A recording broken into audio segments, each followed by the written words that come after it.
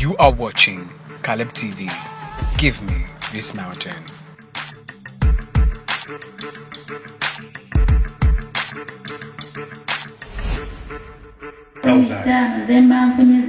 Maybe you have a job? You don't have a job. Okay. But you're the one who bought that wig. My husband gave it to me.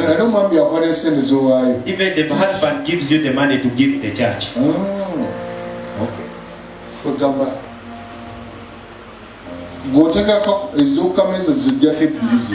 This money they give you. There's some balance which I get and give to God also. No officer no related bill. You get a balance of 2,000 you I've come to visit in Hoima. Sometimes they say it's for me 30,000 below baby. Every 2 days 30,000. Yes. For transport, I get feeding so and that means in a week we'll be with about 6,000. A week over the mitwaro mukaga. 6,000. Kaka. Yeah. And you bring the 2,000. It's okay, that's fine. There is why am I asking this question?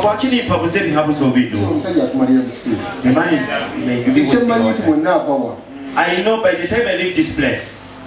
Next week. Next month. Next year. There will be a difference.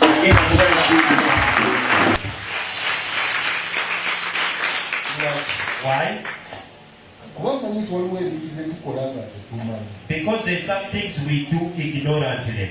So I'm now teaching you some secrets which me personally I use.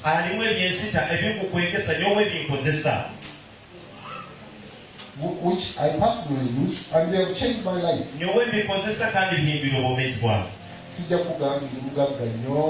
not tell you that I'm very rich, but I'm not poor. But at least what I know. That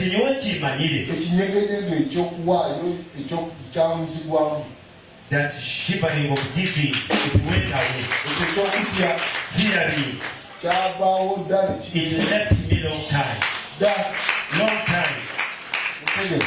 You understand? So, I want you also to learn. God is going to bring for you things. He's going to bring for you big things. If you have faithfulness or if you have trust in Him. And you cannot talk about faithfulness if you don't trust God with the very best that you have. And what is the very best? It's money. I see you giving your time. Pray and fast. That's when we do it. But you come. This person will not be struggling. Born again are rich. But they are just there. The good things are theirs at home. Born again, you have a condo. Let me give you an example. I speak this wherever you go. If you broke the mosque, just raise up your hand. You know the mosques. Just lift up your hand. A red shirt. Yes. The mosques on Friday. There are those people who are very poor. Do you have poor people in church? Pastor. Have you ever seen a poor person? Not even inside, but outside the poor person just outside the church. Who has ever seen someone who is very, very poor outside the church? Begging. kuba ku mizikiti tebabeerawo. But on the mosque they are there. Bali tugamba abalokole amanyinnyo Yesu Born again says nakava munaku ana as from 40 days ez'okusiiba of fasting. nina enneema. I have the grace.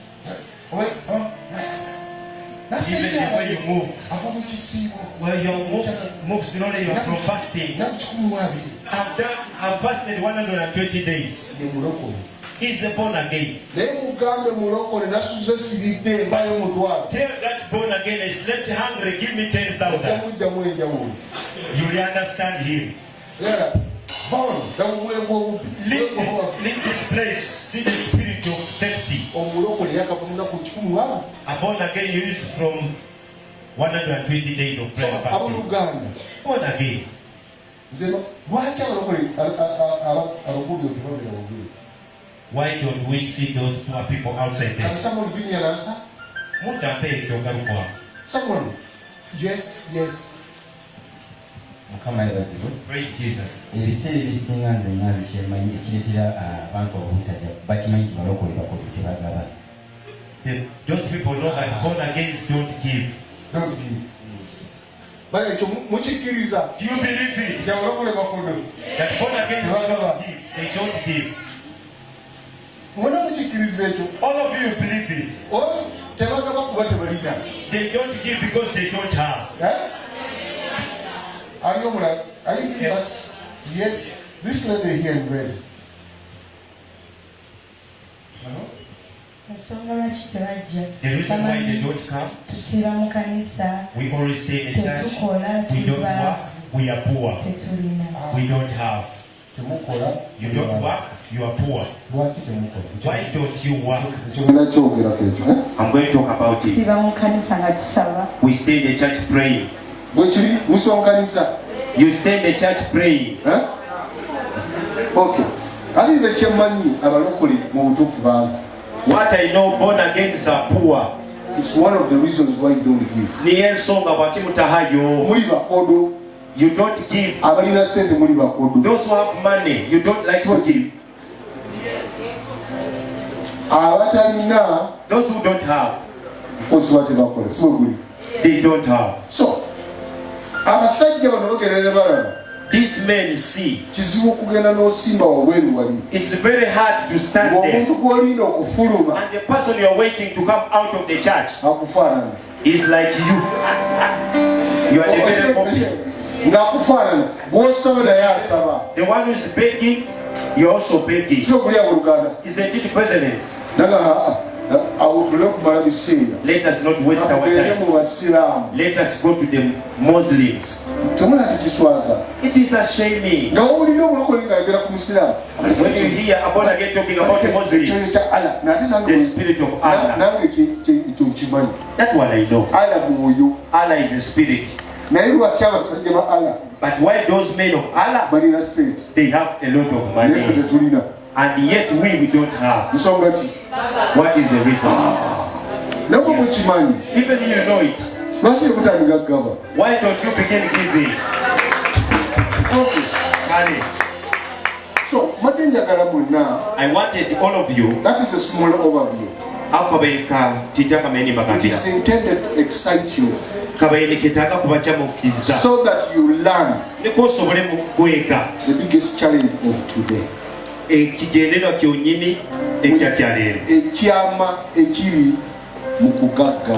The secret in becoming rich is through giving. So we shall go deep. Today I want to talk about productivity. Over emuhendo.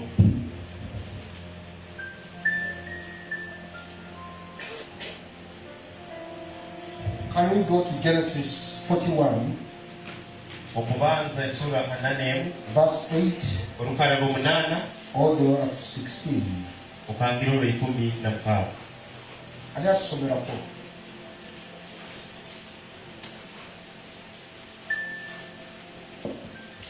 Genesis 41, verse 8 up to 16.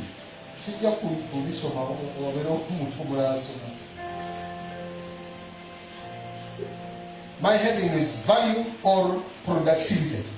It is related to what I've been telling you. Value or productivity. Can you read it? Olubereberye anamulimu tandikira ku lw'omwana egamba bw'eti. Awo bwe wakya enkya, Falaawo ne yeeraliikirira n'atumya abalaguzi n'abagezigezi bonna ab'omu Misiri, n'ababuulira ebirooto bye.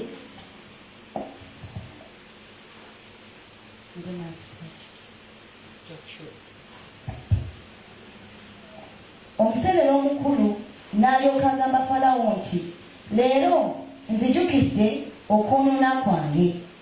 Falaawo bwe yasunguwalira abaddu be n'abasibira mu nnyumba ey'omukulu w'abambowa. Nze n'omufumbiro omukulu fembi ne tuloota ebirooto mu kiro kimu, ng'ekirooto kya buli omu kirina amakulu ag'enjawulo. 12. Bwe twali mu kkomera, twalina omulenzi Omwebbulaniya, omuddu ow'omukulu w'abambowa. Ne tumubuulira ebirooto byaffe, era n'atuvuunulira amakulu gaabyo. Yategeeza buli muntu ng'ekirooto kye bwe kyali, ne biba bwe bityo nga bwe yabituvuunulira.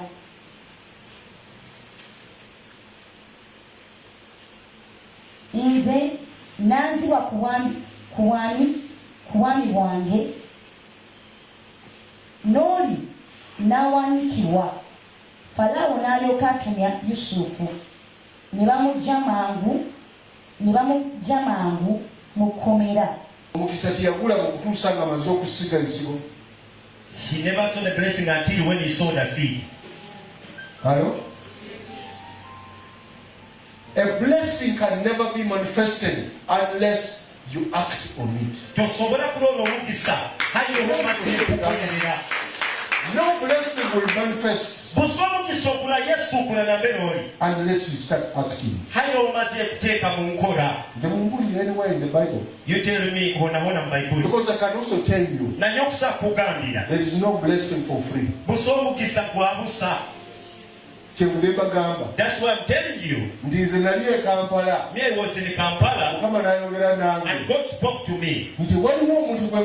There's someone I'm sending you to. You've told me you're something you've been seeking in the time of sowing. I'm sending to you a man. When the man called me, the man never told me to give him a seed. That man never asked me of the money. He just called me. Lawyer, help me. I have a claim. We see how they want to steal me. Indeed, I'm a lawyer. But I'm also a born again. Now, don't you think there is my blessing here? I'm born again. See the blessing in the problem. Accepting a problem to God and when there's a problem, that's why your blessing is. Rise up, leave the bed, go and work. There's no blessing you are going to get when you're sleeping. Let me speak this. Pastor, forgive me. There's no blessing you are going to get. Even though you fast from Monday to Sunday, and yet you have not gone to work, you are not going to get that blessing. Do you know why? Pastor first prayed and he got affected and got a phone to call me. If he never lifted his phone to call me, nothing would have happened. So a blessing, it comes as the one who is prepared. But what do we need born again? The phone you want to call is just asking for money. Blaza. Blaza. Like 50,000. Made yakawekeko. Yaka is off. Wake up and work. Work. Kora. You understand? That's why those poorest people are not outside there. In fact, Sometimes I think those people who are very poor, they left outside and entered into the church. Do you know it? I'm not abusing you. But you show yourself that you are not the poorest one. When the pastor has an issue, so you come in front. Some people lifting up envelope. Those envelopes, they are like 100 or 1,000. Some of you put coins. 3 coins. And an envelope is for 1,000. People, I'm waiting for God. I'm waiting for God. In 3 days, I'm in dry. He has to work. Genesis 2.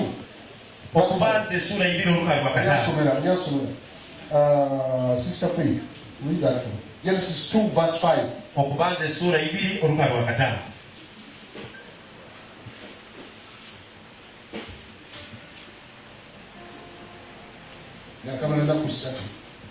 I've spent 3 days. Dry. God is answering me. And I'm waiting for him. The landlord is manning his rent. Yes, read for us. There were no plants on the earth, and no seeds that had sprouted, because he had not sent any rain. And there was no one to cultivate the land. Good. No one? Was there to cultivate the land. Okay. Another version. Which version do you have there? Good news. I want some NIV or something like that. NLT. Pastor, what do you have? Which version is that? I have NLT. Hey, okay. NIV. Yes, NIV. Yes, NIV says, Okay. and no Saba, no Sharif of the field had yet appeared on the earth. You read Genesis 2 verse 5. Yes, Genesis 2, Yes, verse 5. please.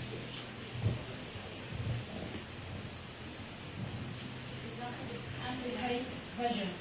When no plant of the field was yet in the earth, and no herb of the field had yet sprung up, for the Lord God had not yet caused it to rain upon the earth, and there was no man to till the ground. Okay. You see, Okurora. what I want to explain to you is this. Ekikwenda kusobola nkiri. God does not do things which are useless. Ruhanga takola ebintu ebitalina mugaso. Kalinga ffe abantu. It's not like we people. Nyinza okuba nga ntambula. I may be walking Nempita mu supermarket. and I buy at the supermarket.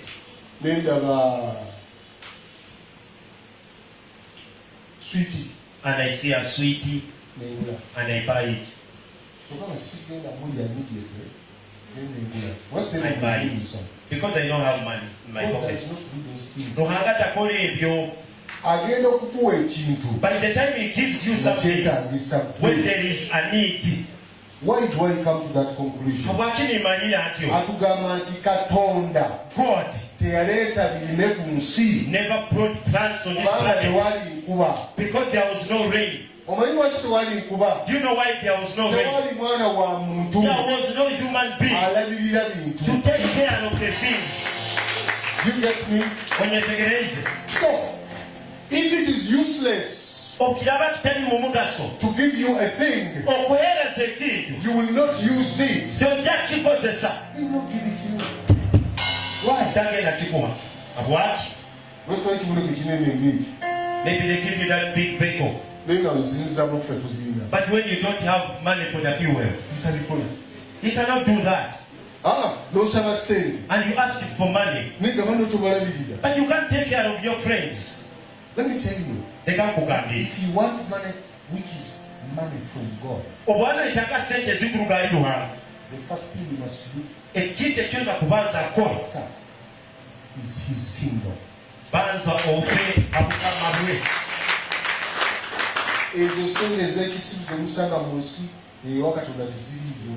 money, the foolish money that you get in the world, in godly, is not there. You understand? I'm waiting for God is going to do it. Where every money of God has an attachment. So He gives it to only those who have got the kingdom here. I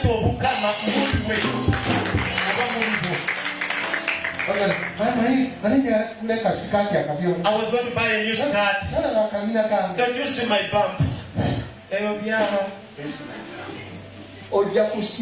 You will fast. You break the fasting, you again fast. Men, ladies and gents know how to fast. Everything. They don't fast for money. Well, you fast for the spiritual things. But these physical things, I'm here fasting for 2 days. Not only, please. We spent 2 days when we cannot sleep. And you say, why have we done this? Is this the devil? And the devil cannot send you.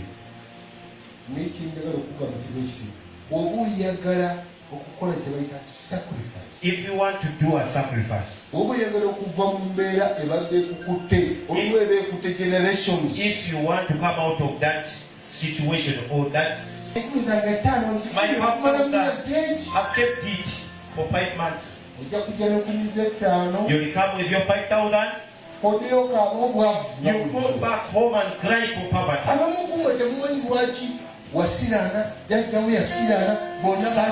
You don't know why your clan, they are all in poverty.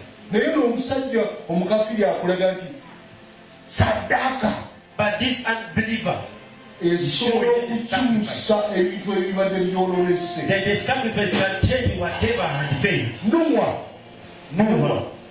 Genesis chapter 8. Do we have it? Are you 22? That God has put fruits. Kabila take what? You Kabila take what? Corruption. They talk about corruption. Corruption does not attack you. Nepotism they don't come to you. What I know is one thing. When God has put favor upon your life, no human being can stand in your gap. People can seek you from Hoima up to Kampala. In this world we have doctors. Not world, in Uganda. In Uganda we have doctors. We have doctors. All over the world. Bakora musizona. Why?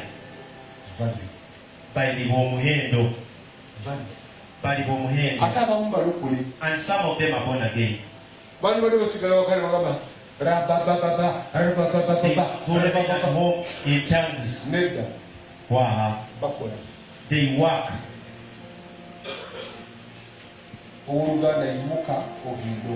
Brethren, wake up and go. The sorrow you went through in all those years. Father, you exalted. You exalted him above men, even his brothers. Even on the Pharaoh, he was only above him. That's why, Father, we thank you. We are in the image of Joseph. You have anointed us. You have given us grace. You have put favor on us. You have put us back. We are taking forth power. We put on power. We pray the good God.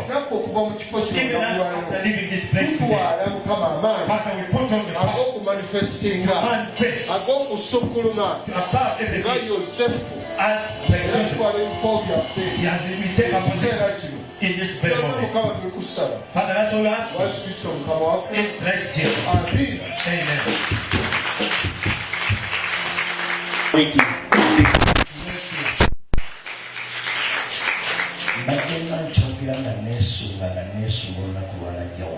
All the time I've been talking about it. When I'm rejoicing, the day will come here.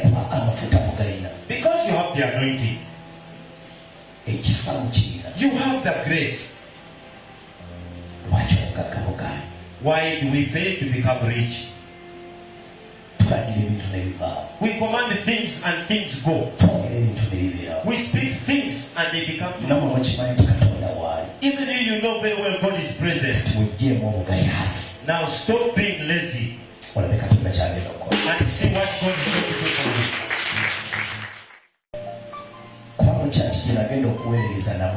Because in the church where I went to minister, I saw him. They told me, Ogoloya. Say, oh, there is a lawyer I know is born again. Because the lawyers of this place have given them money, they have just told him. There is a lawyer who is born again. I called his phone. I told him everything. What is happening? Lawyer, I need your help. I knew he can speak with these lawyers and they humble. I heard him say, God is telling me, even the 5 million is disturbing you to care. And it was true. I never had that money. And he told me, give me your account number. And the account number is asking me, which number are you asking of me? I need the account number of your bank. That's what I had. What did you say? Give me your account number.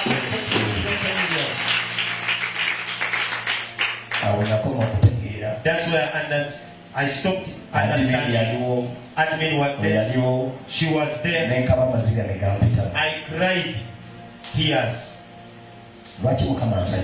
Why has God made me happy?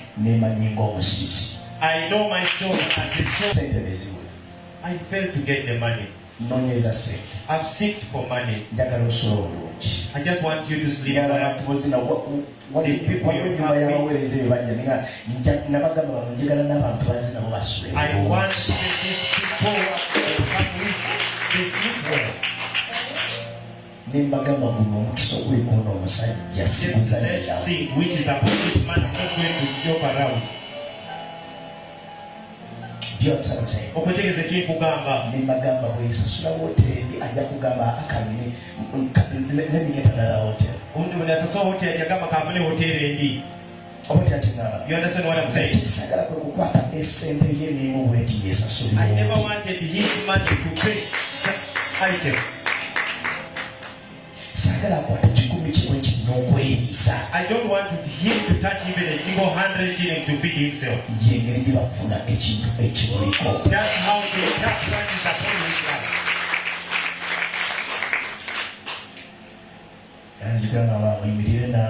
That's why I remember telling you, stand with me. Those who stood with me, they were very few. That man gave me a lot of money. 350. There is even someone else who gave me 500,000. I even borrowed. Said, let me borrow some money so that I can do this. What will you do? sometimes I say, God, do your will. Do your will. Kola okugonza kwawe. Do your will. Kola okugonza kwawe.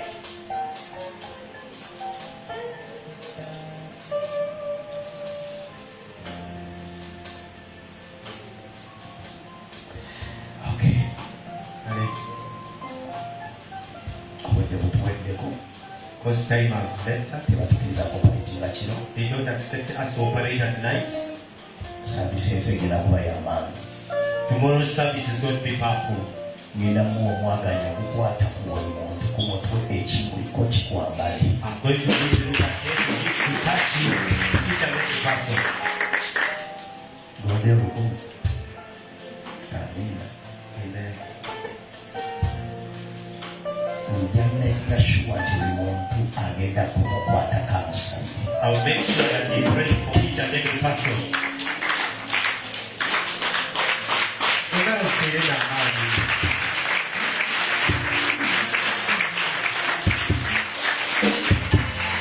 Kuba gy'oli. These people need a blessing from you. Kusaba enkya bonna bakwateko. I request you tomorrow, you touch on each and every person.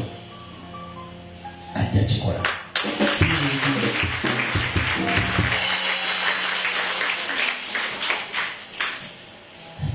Katukkiriza omulimu waffe. Let us Asaba accept afuluma. our visitor to leave this place.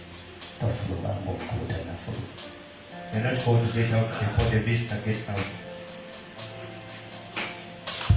Kuba engalo zaffe